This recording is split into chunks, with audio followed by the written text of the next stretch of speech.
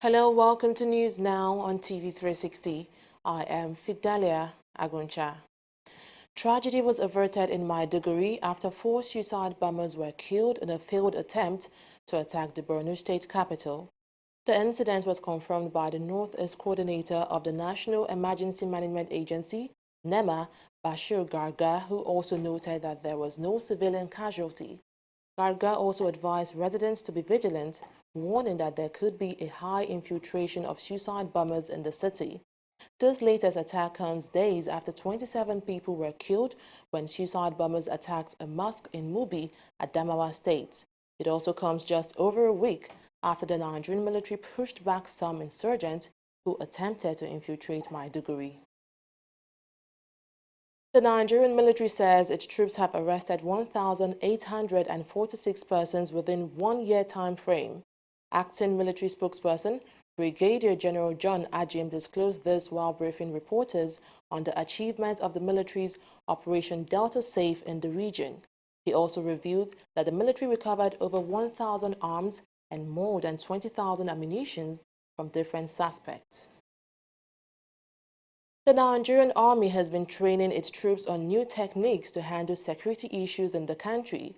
Nigeria has been battling various insecurity crises from the herders-farmers conflict to killings by unknown gunmen and Boko Haram issue. The crisis has forced the army to deploy most of its troops across the country in an attempt to ensure peace. Now the army has begun training its officers to help them properly deal with these issues. It's about 20 years, between 18, 20 years that they left the Nigerian Defense Academy. And for most of them, for the mid-level cadre courses that they did about 10 years ago. And you agree with me that the security challenges that are unfolding now are not in consonance with the teaching and the training of 10 years ago at operational level. And that is why we need to bridge that gap. What they had then was at the tactical level, and we are proceeding to the strategic level. But the maintenance, the operational level, there is a gap, and that gap will be filled by this course. Because it's not like you review the curriculum every 10 years or 15 years. No, that is in the past. Now it is an everyday curriculum review, so that we can now set in motion the strategies, the operational directives that are needed to control the battlefield, to control the conflict field, and then decisively win. That is why they are here. That is why it's necessary more than ever. The Nigerian police force have arrested over 20 significant principal suspects involved in Offa Bank robbery that occurred on April 5, 2018 in Kwara State. According to a press statement released by Jima Moshood, the police spokesperson, the police force had also recovered some exhibits from the suspect, which include 2 Beretta pistols, 20 rounds of live ammunition, 4 mobile phones and SIM cards belonging to victims, some of whom were killed during the attack. Armed robbers had attacked 5 commercial banks in Offa on April 5, 2018, during which 17 persons, including policemen and a pregnant woman, were killed. The spokesman said the suspects were cooperating with police in investigations into the incident. The police also declared 4 of the gang leaders and principal suspects linked to the attack wanted.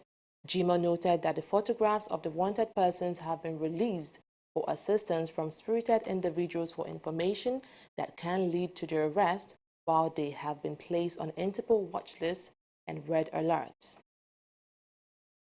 The Kogi State Chief Judge Justice Nasir Ajana has granted an interim order for Senator Dino Melaye to be transferred to the National Hospital in Abuja while waiting for his bail conditions to be heard on Monday next week.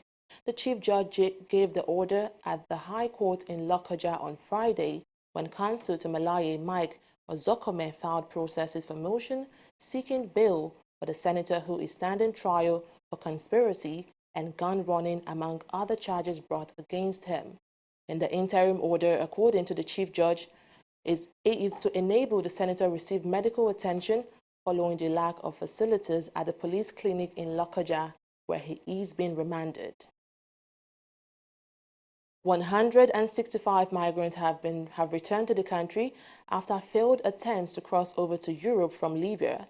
The returnees comprising of 89 male adults, 68 female adults, 6 female children and 2 infants touched down at the Murtala Mohammed International Airport on Thursday evening. Their return was aided by the International Organization for Migration with collaboration from the European Union. Queuing up for final verification. These people are part of the 165 Nigerians repatriated from Libya. They returned to Nigeria with the assistance of International Organization for Migration and the European Union after failed attempts to cross over to Europe through Libya. On their return, they were received by officials of the National Emergency Management Agency (NEMA, the head of IOM mission in Nigeria. Enira Cruzales was also at the Lagos airport to receive them. She highlights what the IOM is doing, not just to repatriate the migrants, but to rehabilitate them. Many young people, women, boys and kids are leaving Nigeria looking for the better and greener pasture, as we would say elsewhere in the Europe. Unfortunately, Europe or somewhere else. Unfortunately, many of them do not reach their goals. That's why International Organization for Migration, with generous support from the EU and in coordination with national government, representatives of some agencies here with us tonight, we are helping those people willing voluntary return from Libya. With 7,746 returnees already returned, excluding tonight's flight of 165, where we are receiving them at the airport together with the national partners and providing all necessary assistance required upon arrival. Also, not only that IOM in coordination with the national government partners that we are receiving them at the airport, we are also supporting them with reintegration assistance to provide them the means how to restart their life in Nigeria. The Nigerian government is also conducting a separate repatriation. The government plans to return more than 5,000 citizens before the end of the year. Majority of the returnees are believed to be from Edo State. Last month, the state government announced payment of monthly stipends to returnees from the states. The Independent National Electoral Commission (INEC) says the voter register it produced for the conduct of the Kano local government election was not used in most of the polling units in the state. After the poll in February, images of children allegedly thumbprinting during the exercise surfaced on the internet. Some of the political parties that participated in the poll demanded a cancellation of the exercise, alleging that it was marred with irregularities. Thereafter, INEC set up a committee to probe the underage voting in the state. Now, subsequently, Abubakar Noshe, chairman of the committee, said there was no evidence of underage voting in the state. But speaking with journalists while giving a summary of the committee's report on Friday, Mahmoud Yakubu, chairman of INEC, explained that if there were cases of underage voting in Kano, it was because the register it produced was not used by Kano State Independent Electoral Commission, KANSIEC. Based on its terms of reference, there are 4 key points in the findings and recommendations of the committee, which may be summarized as follows. 1. Kano State Independent Electoral Commission requested for and received from INEC the Kano State Register of Voters for the election. The register was produced for use in the election. However, the register was only cited in a few polling units. In other words, the register was not used in most of the polling units. In fact, accreditation using the permanent voter's card largely did not take place. 2. Given that the register was substantially not used to accredit voters before voting, it is logical to conclude that if underage voting occurred in the election, it was not due to any presence of underage registrants on the register of voters.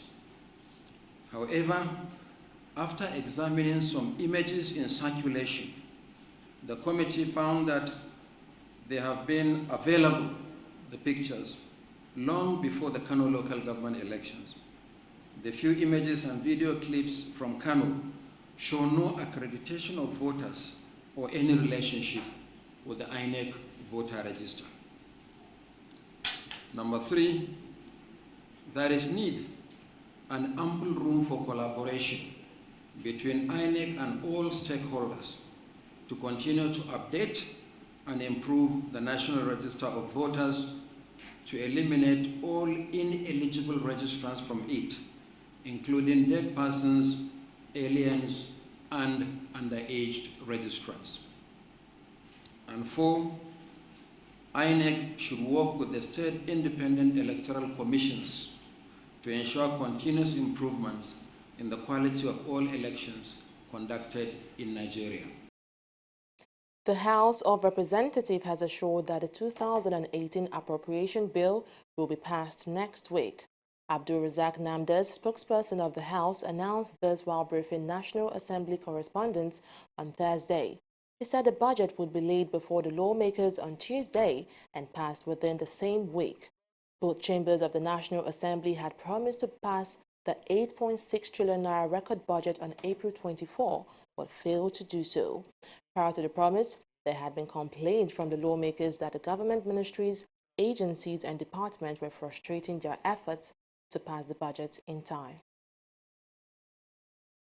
With just 1 month to the African Tourism Ministers Conference to be hosted in Abuja, Nigeria's capital city, the country has been advised to make the most of the opportunity to develop her tourism sector.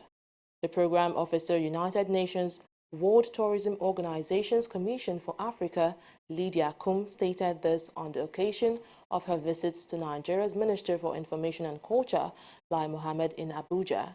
In response, Mohammed praised the UN for its commitment towards the growth and development of Nigeria's tourism sector. As you know, the CAF meeting is a statutory meeting where all tourism ministers from the region meet annually to discuss the tourism agenda for the continent and especially for Nigeria. Tourism is a tool for sustainable development in the country. It can bring jobs for the youth and also reduce poverty and could be the new oil for this beautiful country of Nigeria. I thank you. UNWTO has shown a lot of enthusiasm to help Nigeria develop its tourism. And when we did bid in Addis Ababa in 2017 to host the 61st CAF meeting, it was unanimously accepted. Since then, we've been working around the clock to ensure that we are going to give CAF members a treat they've never seen anywhere before. But the important thing about UNWTO, which Lydia told me as we started this meeting this morning in my office, is that for UNWTO, it's not us against you. It is us. In other words, UNWTO and us are one and together. And the only reason why they are here today is because they want a successful CAF meeting in Nigeria. And I want to assure Lydia that we will leave no stone unturned to ensure a very successful CAF meeting. Up next is Business News with Esther Vasey, coming up after the break.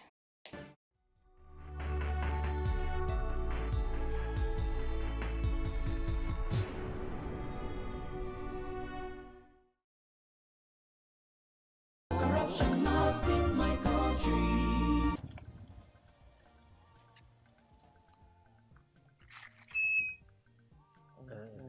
Now, yeah. Yes, Oga. Okay. Where I go come find 300 naira change? I better try look for change now. No need do business. Hey, Timmy.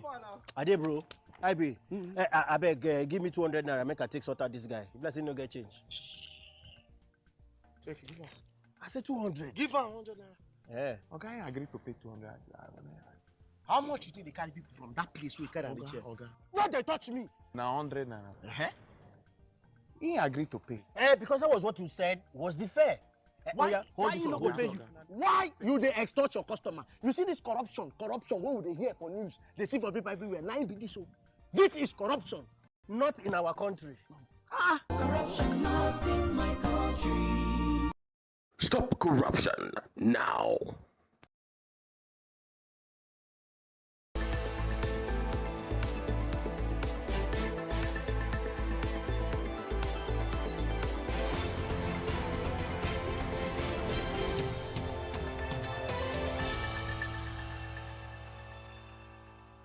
Hello and welcome to Business News. Residents and landlords of Jikoyi and Abuja suburb have threatened to slam 100 billion naira suit on Abuja Electricity Distribution Company, AEDC, if they do not provide their prepaid meters within 7 days. The demand for prepaid meters stems from an alleged huge estimated electricity bill by the distribution company. The people in their numbers took to the streets in protest to drive home their dissatisfaction. Addressing journalists, the Vice President of the Jikoyi Landlords Association, Julius Ogezi, said the action of the AEDC has necessitated the payment of astronomical bills by the residents for electricity not consumed. We are saying that henceforth this should stop, and from today we are giving the AEDC 7 days notice. We have done 3 correspondences to them without commensurate acknowledgement to address this ugly trend. If they fail to listen to our cry for help, for listenership on their part, 7 days expiration, we shall have no recourse than to seek appropriate legal redress and sue AEDC to a tune of 100 billion Nigerian naira. AEDC is the only private investor that I've seen that is coming to do investment. And the citizens are the ones buying poles, buying cables, in fact, all the necessary items for them. And in spite of that, they come and give you estimated bills. The question is, what is the rationale for this type of irregular bills? So what we are saying, we want to call on government to please come in and assist the Jikoyi people, because we are suffering, we have suffered in silence. Enough is enough. We have on our oaths many a time trying ensuring that we help this company in our own limited capacity to ensure that even their revenues are collected easily. We have partners with all the community leaders in ensuring that their electricity bills are paid. But it becomes very, very unconstitutional and very, very illegal when you begin to ask people to pay for what they did not use. Oil prices rose today but stayed below recent highs as global supplies remained tight and the market awaited news from Washington on possible new U.S. sanctions against Iran. Brent crude futures went up by 10 cents at $73.72 a barrel, while U.S. crude rose 15 cents at $68.58 a barrel. Expectations that the United States will pull out of the Iran nuclear deal and refrain from extending sanctions relief are keeping both crude markets near 3-year peaks. Iran Foreign Minister said on Thursday that U.S. demand to change its 2015 nuclear agreement with world powers were unacceptable, as a deadline set by President Donald Trump for Europeans to fix the deal looms. Bullish market for the Nigerian Stock Exchange today as it closed the trading week with a 0.27% rise, leaving the all-share index at 41,217.282 basis points. With a total of 3.816 billion naira exchanging hands in 3,961 deals, the market capitalization edged up by 40 billion to close at 14.930 trillion naira. The market was dominated by gainers with a ratio of 38 to 22. Nestle, International Breweries, Better Class and Okomo Oil led the pack of gainers, appreciating by 0.31, 9.05, 4.98 and 3.12% respectively. On the flip side, Seplat, Mobile, Presco and Owando had a bad day as the equities topped the losers table, crashing by 1.96, 4.95, 0.71 and 4.02% respectively. Meanwhile, the top traders chat was dominated by financial sector as Axis Bank, CNI Leasing, Sterling Bank, UBA and Fidelity Bank made the top 5. And that's business news this week. Fidelia will be back with the rest of the news. Please stay with us.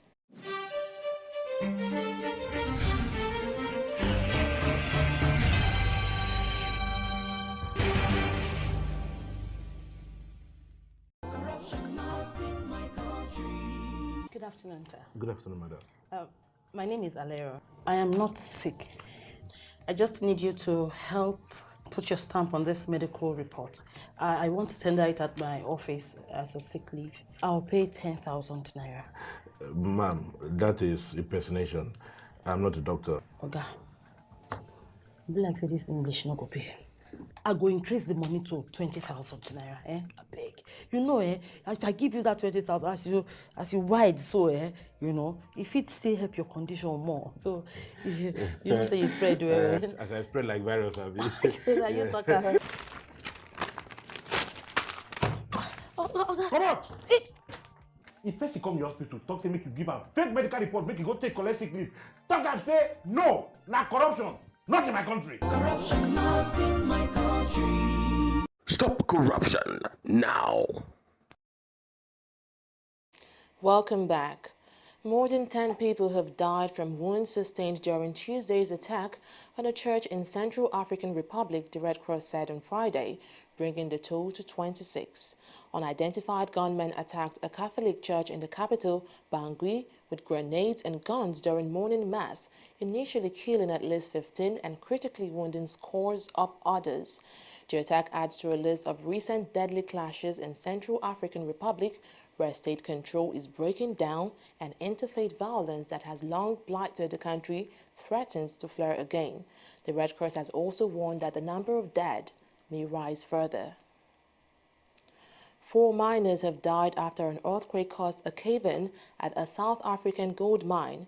The miners were among 10 rescued from Sibanye-Stillwater's Bashakane mine west of Johannesburg after the incident on Thursday. 3 miners remain trapped, 2 of whom are still unaccounted for, the company say. South Africa is a leading gold producer, but the industry has often been accused of a poor safety record. The British High Commissioner to Nigeria, Paul Oakright, says the Commission will organize a number of events around the June 2nd friendly match between England and Nigeria at Wembley. Oakright said this when he received the Nigeria Football Federation President, Amaju Pinnick, and the NFF's second Vice President, Shehu Diko, in Abuja on Friday. Pinnick informed Oakright that the Nigeria High Commission to the United Kingdom was also involved in efforts to ensure the match is a huge success, coming less than 2 weeks before the opening match of the Russia 2018 World Cup. Steven Gerrard says he got a special feeling when he first spoke to Rangers about becoming their new manager, as he vowed to make the fans happy. The 37-year-old former Liverpool captain has agreed a 4-year deal to take over at Ibrox this summer. He will be assisted by former Scotland skipper Gary McAllister. Gerrard, who replaces interim manager Graham Morty, made 710 appearances and won 9 trophies for Liverpool over 19 years and was capped 114 times by England. He retired in 2016 after a spell with LA Galaxy and joined the youth setup at Anfield after rejecting an offer to become manager of MK Dons. Neymar is back in Paris after undergoing treatment on his injured foot in Brazil. The forward flew to Paris on a private jet with friends. He will report to PSG's training center, where he will undergo examination. The Brazil international is still aiming to be cleared to return by May 17, meaning he could feature in the final match of the season at Cannes. Well, that's it on News Now. You can watch some of our other programs on our website at www.tv360nigeria.com. Watch us on Facebook at facebook.com/TV360online, and you can also follow us on Twitter at twitter.com/TV360Nigeria. We are also live on YouTube and Google Plus at TV360 Nigeria. I am Fidelia Aguncha. Thanks for watching.